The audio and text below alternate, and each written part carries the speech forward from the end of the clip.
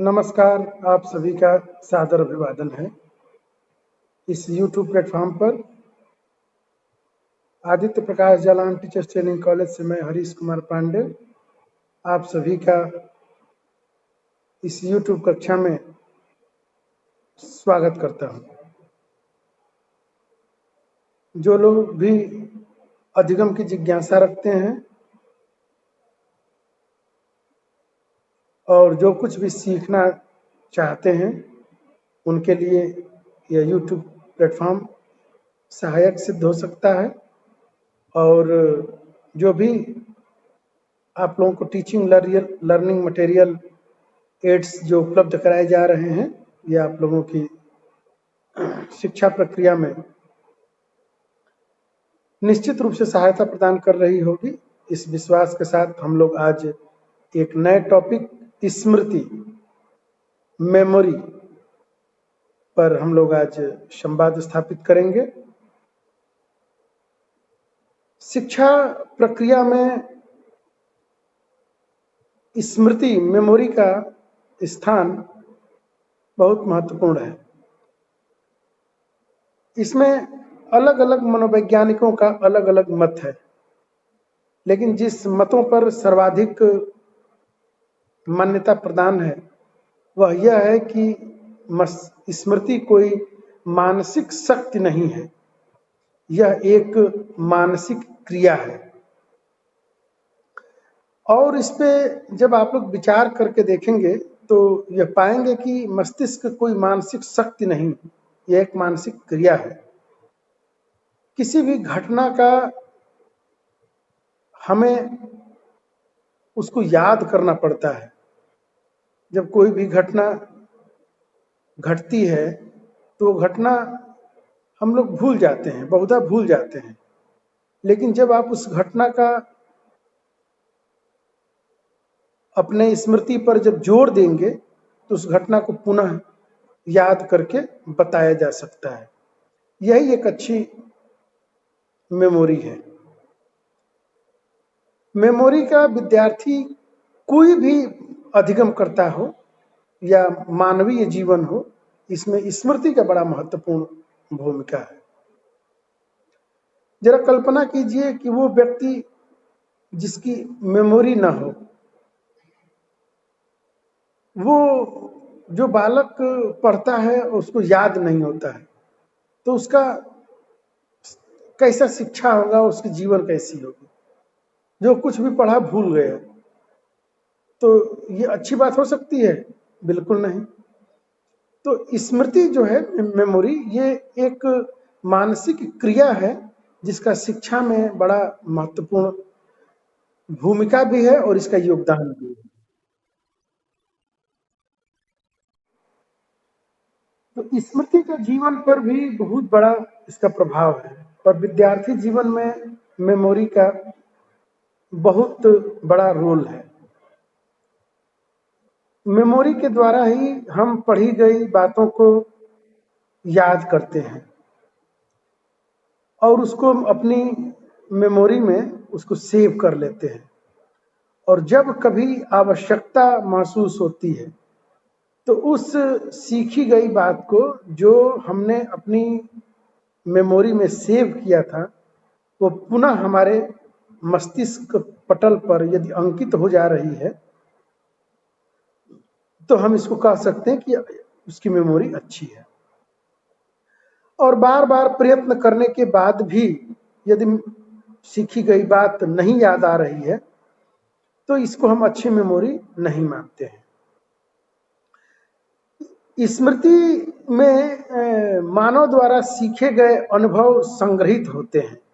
हम जो कुछ भी सीखते हैं, बचपन में जितनी भी बातें हम लोगों ने सीखी हैं, घर से, परिवार से, रिश्तेदारी से, माता पिता से, दादा दादी, नाना नानी, भैया दीदी, आस पड़ोस, जो कुछ भी सीखे हैं वो सब हमारे कहीं ना कहीं हमारे स्मृति में, स्मृति पटल पे है वो। या जब कभी हम लोग घरों पे बैठे रहते हैं, मन नहीं लगता है और पुराने एल्बम को निकालते हैं और पुरानी एल्बम को देखते ही हमारी पुरानी यादें ताजा हो जाती हैं और हम लोग उस पे कितना मजा आता है उसकी व्याख्या कर करके बताते हैं। कल्पना कीजिए, यहाँ पे केवल इमेजिनेशन की बात है और भाषा का चमत्कार है। एक कुशल भाषा का प्रयोग अगर व्यक्ति सीख लेता है तो यहाँ पर भाषा की उपयोगिता, उसका भाषा का प्रयोग, उसका भाषा का चमत्कार और आपकी इमेजिनेशन और आपकी बात करने की शैली और उसको व्याख्यान इलस्ट्रेट करने की आपकी जो भी क्वालिटी है के आधार पर एक तस्वीर को आपने देखा और घंटों उस पर व्याख्या करते हैं। आप लोग भी किए होंगे, अभी भी होता होगा। आपने कभी कोई फोटो लिया है, आज तो एंड्रॉयड मोबाइल है, 5 साल 3 साल बाद उस फोटो को पुनः देखते हैं और ये यहाँ का सीन है, ये मित्र वहाँ की ये घटना पूरी मेमोरी में आ जाती है। ये मेमोरी का होना बहुत जीवन में महसूस हो रहा है इन सब बातों से कि मेमोरी का कितना बड़ा योगदान है। जरा कल्पना कीजिए किसी व्यक्ति की मेमोरी बहुत कम हो तो उसके जीवन में क्या क्या समस्याएं पैदा होंगी। किसी को पैसा दे देगा और याद ही नहीं, पैसा उसका डूब गया। आज यहाँ रात में पढ़ा और सुबह में उसको सारी बातें भूल गई, कुछ याद ही नहीं। तो क्या ये अच्छा होगा? शायद नहीं। तो एक स्मृति में मानव द्वारा जो कुछ भी व्यवहार होते हैं वो इस मेमोरी में सेव हो जाते हैं। वो अलग बात है, जब हम टाइप्स पे आएंगे तो वो आएगा कि एक तात्कालिक मेमोरी होती है और एक लॉन्ग लाइफ चलती है। जैसे हम न्यूज़पेपर हम लोग पढ़ते हैं तो न्यूज़पेपर हमारे मेमोरी में भी कई भाग होते हैं। तो वो जैसे न्यूज़पेपर पढ़ते हैं हम लोग डेली के डेली 16-16 पेज, उससे भी ज़्यादा बहुत सी बातों को करते हैं, लेकिन वो निरर्थक बातों को हम लोग क्या करते हैं, वो मेमोरी में क्यों जाती है और वो कुछ समय बाद ऑटोमेटिक डिलीट हो जाती है, उसका कोई मतलब नहीं रहता है। लेकिन जो बातें लगता है कि हमारे इम्पोर्टेंट है और हमने मस्तिष्क में ऐसी बातों को डाल दे कि हम ये चीज़ महत्वपूर्ण है, याद रखने योग्य है, तो वो हमारी लॉन्ग वाली मेमोरी में सेव हो जाती है और आवश्यकता पड़ने पर हम लोग उसको रिकॉल कर सकते हैं। इसको हम लोग आगे विस्तार से अभी देखेंगे। तो आवश्यकता पड़ने पर इन अनुभवों का स्मरण, आवश्यकता पड़ने पर इन अनुभवों का, जो भी हमने व्यवहार किया है, जो भी हमने पढ़ा है, जो कुछ भी हमने लर्न किया है, इन जब भी आवश्यकता पड़ने पर इसका स्मरण करके मानव अपनी समस्याओं का समाधान करके समायोजन करने का प्रयास करता है। मनुष्य को अगर देखा जाए तो अपने जीवन में इसकी बड़ी उपयोगिता है। हम लोग निरंतर, जैसे कि अभी हम लोग बीएड कर रहे हैं और बीएड में अभी हम लोग परिभाषा रट रहे हैं। भाई इसलिए रट रहे हैं कि एग्जाम में लिखना है, और यदि परिभाषा एग्जाम में न याद है, लाख प्रयत्न करने के बाद भी याद नहीं आ रहा है, तो सारा मेहनत तो पानी फिर जाएगा, हम लोग फेल हो जाएंगे। तो समझ में आ रहा है कि स्मृति का कितना बड़ा योगदान है। अब जैसे जब क्वेश्चन पेपर आता है तो किसी की स्मृति इतनी शार्प होती है कि वो लोग भले कम पढ़ते हैं, लेकिन अभी का लेक्चर जो सुना, एग्जाम हुआ, सारा लेक्चर उनको याद वहां पे हो जाता है। मतलब कि एकदम बिल्कुल सारा माइंड वही बात को रिपीट कर रहा है या बाहर निकाल रहा है, स्मरण में आ रहा है जो बात जो क्वेश्चन पेपर में दिखाई दे रहा है। तो इससे जितने भी हमारी जीवन की जो समस्याएं हैं, जो क्लासरूम की जो समस्याएं हैं, परिवार की जो समस्याएं हैं, वो सारी समस्याएं हम भाई कुछ ना कुछ हम सीखते ही रहते हैं। अभी तक तो हम लोग यही सीखते रखते हैं। तो जैसे ही दूसरी परिस्थिति में कोई समस्या आती है और वो उसकी अगर हमें घटना का हमने उससे कोई समस्या को हल किया हुआ है, तो पुनः वैसी ही समस्या आने पर हम तुरंत स्मृति में हम उसको याद लगाते हैं, दिमाग पर जोर देते हैं, स्मृति में आती है और उस हम समस्या से क्या होते हैं, उस समस्या से हम लोग बाहर हो जाते हैं। जब हम किसी वस्तु को देखते हैं या कोई नवीन अनुभव सीखते हैं तो ये ज्ञानात्मक तंतुओं के द्वारा मस्तिष्क के ज्ञान केंद्र में पहुंचता है। याद रखेंगे कि ये ज्ञानात्मक तंतुओं के द्वारा मस्तिष्क के ज्ञान केंद्र में पहुंचता है, जहां उसकी प्रतिमा की छाया अंकित हो जाती है। यही चेतन मन का क्षेत्र है। कुछ समय के बाद यह अनुभव उसके अचेतन मन में संग्रहित होते रहते हैं। आवश्यकता पड़ने पर अचेतन मन पर अंकित अनुभवों को चेतन मन पर लाने की प्रक्रिया ही स्मृति कहलाती है। यही प्रक्रिया स्मृति है। तो यहाँ पे हम लोग मैंने बताया कि अचानक जैसे कि आपके जीवन में कोई घटना घटी हो और वो घटना का आप वो जब पढ़ा तो वो चेतन मन में रहा। जब फ्राइड के मनोविज्ञान को आप लोग पढ़ेंगे तो वहां पे ये बातें और ज्यादा क्लियर होंगी। फ्राइड के मनोविज्ञान में है कि चेतन, अर्धचेतन और अवचेतन। तो व्यक्ति का जो भी यह है, ये कुछ ही भाग चेतन अवस्था में है, बाकी बहुत सी स्मृतियां हमारी अचेतन मन में होती हैं। जब कभी हम लोग रात में सोते हैं, जैसे कोई घटना घटी हुई है और उस घटना को पूरा नहीं हो पाया, अधूरा छूट गया, या आपने कभी उस जीवन में जिया हो, या आपके साथ कोई सुखद या दुखद यादें हो, तो रात में वो स्वप्न के द्वारा वो बातें आती हैं। और हम लोग उसको जब वो अर्धचेतन मन में, अचेतन मन में वो बातें थी, लेकिन रात में जब हमारा मन चित्त एकाग्र शांत होता है तो फिर वो बातें क्या होती हैं, रिकॉल होने लगती हैं। उसी को हम लोग बोलते हैं ज्यादातर कि हमको रात में ऐसा ऐसा स्वप्न आया। आप लोग प्रत्येक स्वप्नों को, और फ्राइड के मनोविज्ञान आप लोग पढ़ेंगे, मनोविश्लेषणवाद का सिद्धांत, और कि जितनी भी ये सपने होते हैं, ये कहीं ना कहीं हमारे द्वारा या तो वो जिया गया रूप है, या हमारे द्वारा विचार किया गया रूप है, या हमने उस पर कभी ना कभी उस घटना को प्रत्यक्ष अप्रत्यक्ष रूप में या तो जिया है, या सुना है, या देखा है, या कुछ भी हुआ है। और उसकी जितनी गहरी छाप हमारे मस्तिष्क पर पड़ती है, वही हमारी वो यादें बन के रह जाती हैं। और जब भी उस प्रकार की सिचुएशन क्रिएट होती है तो वो हमारी स्मृतियां क्या होती हैं, पुनः ताजी हो जाती हैं, पुनः चेतन अवस्था में वो आ जाती हैं। तो इस प्रकार स्मृति का मानव जीवन पर बहुत बड़ा रोल है। और विद्यार्थियों के लिए, और विशेष तौर पर जो विद्यार्थी इंटरमीडिएट की कक्षाओं के नीचे हैं, उनके लिए स्मृति का होना बहुत नितांत जरूरी है। क्योंकि हम लोग लाख ये बात कही जाती है कि शिक्षा रटने की विषय वस्तु नहीं है, शिक्षा समझने की विषय वस्तु है। मैं भी कहता हूँ समझने की विषय वस्तु है, लेकिन कुछ तथ्यों को तो रटना ही पड़ता है, क्योंकि बिना कुछ तथ्यों को रटे आप उस पर नया ज्ञान फार्मुलेट नहीं कर सकते हैं। कुछ बातों का बैकग्राउंड बनना बहुत जरूरी होता है।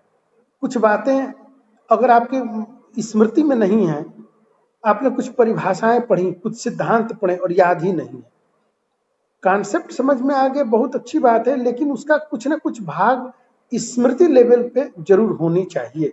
इसीलिए इसको सिलेबस में जोड़ा गया है कि विद्यार्थी का स्मृति का होना, अच्छी स्मृति का होना एक अच्छे विद्यार्थी का एक अच्छा लक्षण भी है, और एक जीवन को सफल बनाने में एक अच्छे विद्यार्थी का वो बहुत बड़ा रोल प्ले वो कर सकता है स्मृति।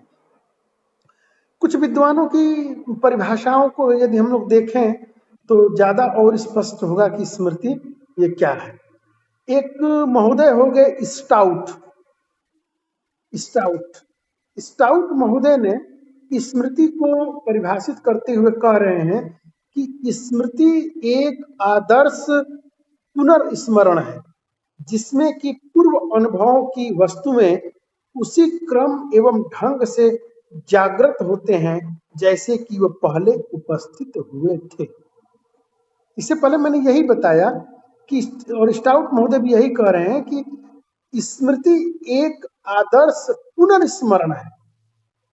मैंने बोला कि जैसे कोई घटना आपके साथ घटी है और वो घटना को आप भूल जाए, और जैसे होता है ना, कुछ लोग बाजार जाते हैं और बात बताई जाती है और भूल जाते हैं, घर से गए समस्या हो जाती है कि ताला बंद किए कि नहीं बंद किए, ये भी स्मृति का वहां पे है। वो खैर वो मानसिक विकार भी है, लेकिन स्मृति, अच्छी स्मृति का होना ये बहुत जरूरी है। हम लोग आगे के अध्यायों में जैसे जैसे वीडियो बनाएंगे इसमें बताएंगे कि अच्छी स्मृति की क्या विशेषता है, अच्छी स्मृति कैसे डेवलप किया जाए, और यदि मेमोरी किसी कारण से ह्रास हो रही है तो उसको कैसे सुदृढ़ किया जाए।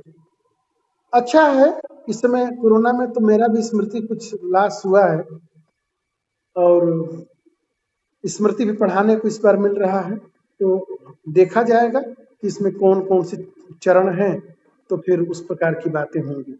तो स्टाउट महोदय कह रहे हैं कि स्मृति एक आदर्श पुनर्स्मरण है, जिसमें कि पूर्व अनुभवों की वस्तुएं उसी क्रम एवं ढंग से जागृत होती हैं जैसे कि वो पहले उपस्थित हुए थे। हम बर्थडे मनाते हैं और 2 साल बाद अगर कोई पूछता है, 5 साल बाद कोई पूछता है, 10 साल बाद कोई पूछता है, तो उस घटना को हम लोग कैसे बताते हैं? ऐसे बताते हैं कि जैसे लगता है कि वो घटना अभी अभी हम लोग बर्थडे मना रहे हैं।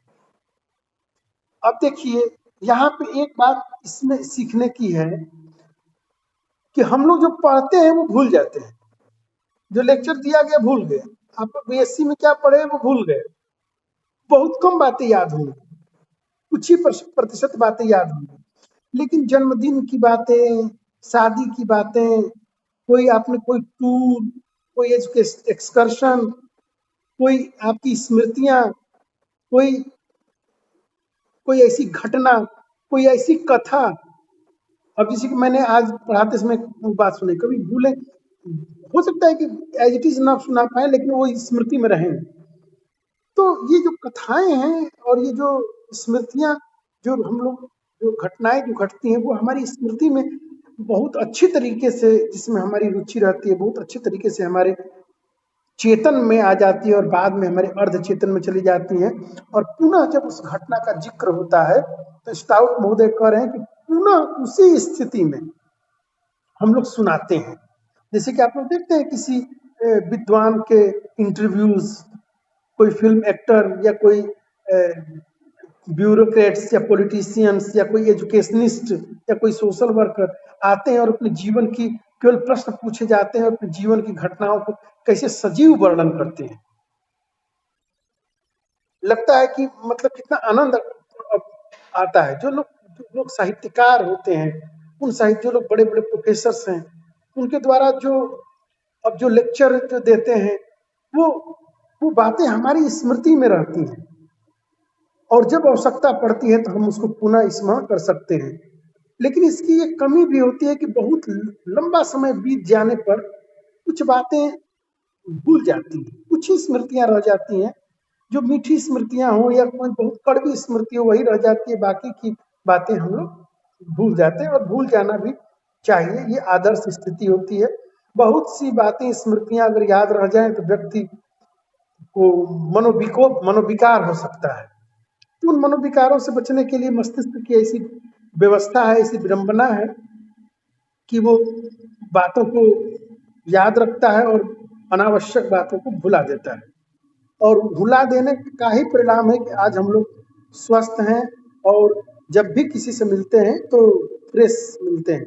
और नहीं तो किसी की अगर अप्रिय व्यवहार अगर आपकी स्मृति में अंकित हो जाए, तो जब भी वो व्यक्ति सामने उपस्थित होगा, आप हमेशा उससे बेरुखे, नाराजगी या अन्य बदले की भावनाओं को लेकर या अन्य इमोशंस जो आपके जागृत हुए थे उस समय, वो तुरंत वो जागृत हो जाते हैं और उसमें हम लोग जीते हैं, जो कि उसमें स्वास्थ्य का भी उसमें नुकसान होता है। तो स्टाउट महोदय इस प्रकार की ये कहती है कि स्मृति एक आदर्श पुनर्स्मरण है। पुनर्स्मरण मतलब किसी घटना का पुनः स्मरण हो जाना।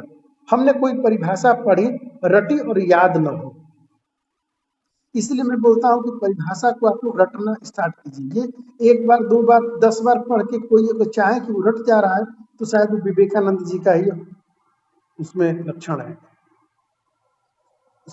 सालों भर परिभाषा रटी जाती है, तब जाके एग्जाम में वो बातें एकदम आती हैं, नहीं तो फिर परिभाषाएं भूल जाती हैं। हम लोग की परिभाषाएं अब टीचर ने अपने समय कहा था और हम लोगों ने श्रद्धा से मान लिया था, कोई तर्क नहीं दिया था कि सर इस कॉन्सेप्ट परिभाषा का क्या कॉन्सेप्ट है? परिभाषा तो रटना है और लिखना है। टीचर ने कहा था इसको रटना जरूरी है, आज वो रटी गई। एक एक विषय की कम से कम 10 परिभाषा टीचर ने रटवाई थी, आज भी अक्षरशः वो याद है, उसमें उत्तरोत्तर वृद्धि हुई है, कमी नहीं की गई। तो एक अच्छी स्मृति की ये विशेषता है। अब मेमोरी थोड़ी कम हुई है अवस्था के हिसाब से भी, और ये कोरोना ने हो सकता है कि मस्तिष्क में कुछ किया हो तो स्मृति में ह्रास हुई है, लेकिन हो सकता है कि आगे चल के फिर ठीक हो जाए।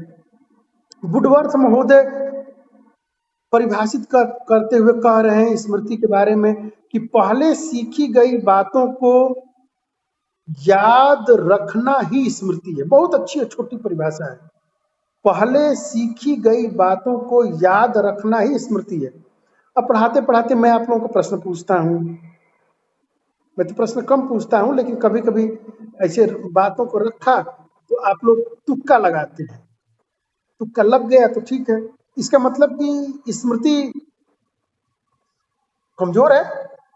जिन कारणों से हुई हो, बर्डन ज्यादा हो, ज्यादा विषय वस्तु को पढ़ रहे हो, माइंड एकाग्र नहीं हो रहा हो, डाइवर्ट ज्यादा हो रहा हो, तो हो सकता है, कारण तो हम लोग नहीं जाएंगे, लेकिन स्मृति के रूप में देखें तो एक अच्छी स्मृति की विशेषता नहीं है। अगली परिभाषा है रायबर्न की। रायबर्न महोदय कह रहे हैं कि जिस शक्ति द्वारा हम अपने अनुभवों को संचित करते हैं, क्या बढ़िया परिभाषा है, जिस शक्ति द्वारा हम अपने अनुभवों को संचित इकट्ठा करना, संचित करते हैं तथा कलांतर मतलब कुछ समय बाद कलांतर में उसको पुनः चेतना के क्षेत्र में लाते हैं, उसी को स्मृति कहते हैं। अब मैं समझ रहा हूं कि आप लोगों को स्मृति क्या है बहुत अच्छे तरीके से समझ में आ गया होगा कि स्मृति क्या है। तो कह सकते हैं कि स्मृति यदि किसी पूर्व में पढ़ी गई, सीखी गई, उपयोग में लाई गई कोई ऐसी बात, विषय या कोई जिज्ञासा का कलांतर में या दूसरी परिस्थितियों में, या जब ऐसी परिस्थिति पूछी जाए या जब कोई घटना आए और हम उसका अक्षरशः हम उसको बता पाए, तो हम कह सकते हैं कि यह स्मृति है। मतलब पूर्व की जो भी घटनाएं हैं, पूर्व में जो कुछ भी पढ़ा है वो हमारी स्मृति में आ जाए तो वो हमारी, वो कह सकते हैं कि क्या है, वो हमारी स्मृति है। और अगर याद नहीं हुआ लाख प्रयत्न के बाद तो हम कह सकते हैं कि वो हमारी स्मृति में नहीं है। तो उपरोक्त परिभाषाओं को अगर हम लोग विचार करें तो बहुत सी बातें समझ में निकल के आ रही हैं। एक दो बातों को मैं बताता हूँ, बाकी आप लोग बात चैट बॉक्स में लिखेंगे और अपने नोटबुक में लिखेंगे, और हमें भी ताकि पता चले कि कुछ लोग समझ में आ रही है कि स्मृति की क्या। भाई जो परिभाषा स्टाउट, वुडवर्थ और रायबर्न ने जो दी, अगर 3-3 से देखें तो स्टाउट से एक बात निकल के आ जाएगी कि भाई स्मृति क्या है। तो स्मृति एक आदर्श पुनर्स्मरण की स्थिति है जो हमारे प्रयत्न करने के बाद हमारी मानसिक रूप से हमारी चेतना में आ जाती है, वो स्मृति। दूसरा, जैसे कि हो सकता है कि जैसे कि वो कह रहे हैं वुडवर्थ कि पहले की परिस्थितियों में जो कुछ भी हमने सीखा है और दूसरी परिस्थितियों में यदि वो बातें हमारी पुनः स्मरण में आ जाए तो हम इसको स्मृति कह सकते हैं। देखते हैं जितने भी अधिकारी होते हैं वो बातों को बहुत कम भूलते हैं, जितने भी वकील होते हैं बातों को कम भूलते हैं। अगर बातों को भूल जाए तो फिर उनका पेशा ही खत्म हो जाएगा। तो सोचिए स्मृति का कितना बड़ा उपयोग है। एग्जाम की दृष्टि से उपयोग तो है ही, लेकिन जीवन के दृष्टिकोण से ये बड़ा उपयोग है स्मृति। और अगर देखें तो भाई रायबर्न के महोदय के अनुसार अगर देखें कि क्या उसमें है, तो भाई ये क्या है, यह व्यक्ति की, प्रत्येक व्यक्ति में ये विद्यमान है। जब हम प्रयास करते हैं किसी वस्तु का, घटना का, जिसमें हमारा कहीं ना कहीं उसमें हमारा संबंध रहा हो और वह पुनः हमारी अगर स्मृति में आ जाती है, चेतना में आ जाती है, याद आ जाती है, तो हम उसको स्मृति कर सकते हैं। तो इस प्रकार स्मृति की जो ये परिभाषा थी, यहाँ पे हम लोग मीनिंग और परिभाषा हम लोग यहाँ पर सीखे। तो इस प्रकार पुनः हम लोग ये कह सकते हैं कि स्मृति का शिक्षा में बहुत बड़ा योगदान है, शिक्षा में इसका बहुत बड़ा रोल है, भूमिका है। विद्यार्थी पढ़ी गई बातों को स्मृति के द्वारा ही उसको जीवन में उपयोग में लाते हैं, परीक्षा में उपयोग लाते हैं, और प्रतियोगी परीक्षाओं में भी स्मृति बेस्ड जो क्वेश्चन होते हैं, और बहुविकल्पीय बेस्ड क्वेश्चन है, ऑब्जेक्टिव टाइप, अगर आपको प्रश्न आ रहा है, प्रश्न देखकर पढ़ा है, स्मृति में तुरंत आ गया, तो 2 सेकंड लगा, टोटल 5 सेकंड का खेल है। और स्मृति में नहीं आया तो आप उसमें रगड़ते रहिए, उसमें कुछ निकलने वाला नहीं है। तो इस प्रकार एक स्मृति वह है जो हम पहले से अपने जीवन में, अपने परिवार में, अपने पिछली कक्षाओं में, समाज में जो कुछ भी घटना पढ़ते हैं, जीते हैं या अनुभव करते हैं या कहीं से सुना है, उसका वो हमारी चेतन से अचेतन मन में चली जाती है, और समय अंतराल के बाद जब उसकी आवश्यकता पड़ती है तो पुनः वो स्मरण में आ जाती है, तो हम उसको कह सकते हैं कि ये स्मृति है। तो ये हो गया हमारा स्मृति। तो इस प्रकार स्मृति क्या है और स्मृति की क्या क्या विशेषताएं हैं, 1-2 विशेषताएं और, कि भाई एक अच्छी स्मृति वह है जो याद करने पर याद हो जाए, बहुत आसान हो गया। एक अच्छी स्मृति वह है जो किसी घटना का जिस रूप में घटित हुआ था उसी क्रम में आप लोग देखते हैं कभी जो सावधान इंडिया टाइप के, जो भी हम तो नहीं देखते हैं, जो आप लोग देखते होंगे, तो जब या कभी हमारे साथ कोई ऐसी घटना हो जाती है, तो या जब पेरेंट्स पूछते हैं, या कभी कोई उससे ज़्यादा घटना, कभी पुलिस वाले या कोई इंक्वायरी होती है, तो वो घटना को बताना पड़ता है। तो जब जैसे कि कभी आप टीचर बन जाएंगे या फिर कुछ ऐसी बात हुई, तो नहीं होता है कि वो घटना का आदमी व्यक्ति बताता है, और उस घटना के आधार पर सुनने वाला उस घटना से क्या प्रतिफलित हो रहा है, उस घटना से क्या निष्कर्ष निकल के आ रहा है, ये महत्वपूर्ण बात उसमें हो जाती है। तो इस प्रकार विद्यार्थी के जीवन में स्मृति का बहुत बड़ा योगदान है। अच्छे खान पान, अच्छे रहन सहन, अच्छे योगाभ्यास और स्वस्थ दिनचर्या, योगासन, प्राणायाम, जितना ज़्यादा मात्रा में मस्तिष्क में और फेफड़ों में ऑक्सीजन हम लोग भरते हैं, ये सारी बातें हमारी स्मृति को क्या करती है, उन्नत बनाती है। यदि हम बहुत अच्छा हेल्दी डाइट खाएं, बहुत ज़्यादा अगर हम चिंता कर रहे हैं, तो इससे भी हमारी स्मृति का लोप होता है। जो विद्यार्थी अनर्गल बेवजह कोई बोल दिया, वो सोचते रहते हैं, बालू को मथते रहते हैं, तो फिर वो स्मृति पे भी बहुत बड़ा उसका प्रभाव पड़ता है। बहुत ज्यादा वर्क करने से भी स्मृति पे प्रभाव पड़ता है।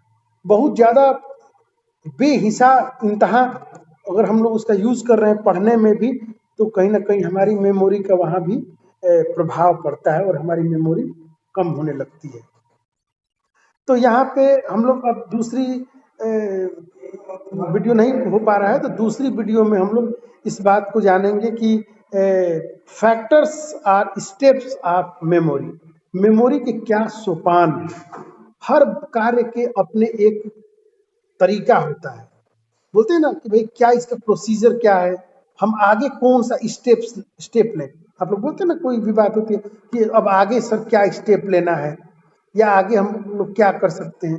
तो जो अब हम आगे जो चर्चा करेंगे उसके स्टेप्स पर चर्चा करेंगे कि कौन से स्टेप यदि हम लोग लेते हैं तो कौन से कार्य होते हैं। तो मेमोरी के भी अपने स्टेप्स होते हैं। ऐसा नहीं है कि कोई भी हम यह घटना लिए और सीधी चेतन से अचेतन चले गए। हर कार्य का एक स्टेप्स होता है। तो हम लोग आगे के वीडियो में स्टेप पर इसकी हम लोग परिचर्चा करेंगे। तब तक के लिए यहाँ हम ब्रेक लेते हैं।